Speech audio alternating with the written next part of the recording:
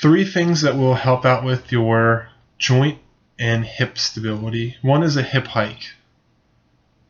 Two is trunk rotation. And the third one is internal hip rotation. The hip hike is executed by laying on your back and pulling your hip up to your rib cage. Another good trunk and lower back exercise is trunk rotation. You're lifting or rotating your pelvis, lifting your hip off of the floor. You're trying to apply pressure into the wall. And then the third is internal hip rotation. You're taking your upper thigh and you're trying to internally rotate it, or at the hip joint, you're trying to move it inward. So a version of hip hike, you can go on your stomach, pulling your hip up to your rib cage, or you can lay on your side, pulling your hip up towards your ribs, getting your obliques to contract and your lats to shorten.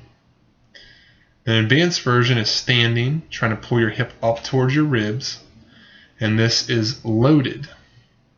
Then we go into trunk rotation. You can lay down and push your legs into the wall. You can lay on your stomach, rotate and push both legs into the wall, and then apply force, contracting your trunk rotators.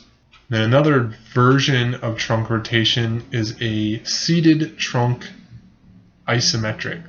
So you can tie something off and pull and hold.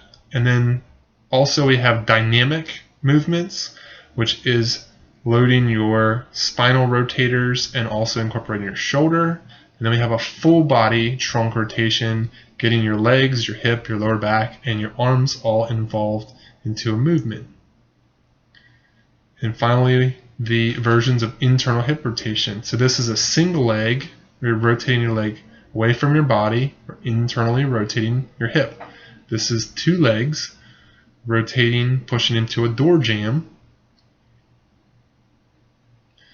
Or you can lay down and rotate your thigh internally into a wall, or you can do it standing, again applying force into the wall.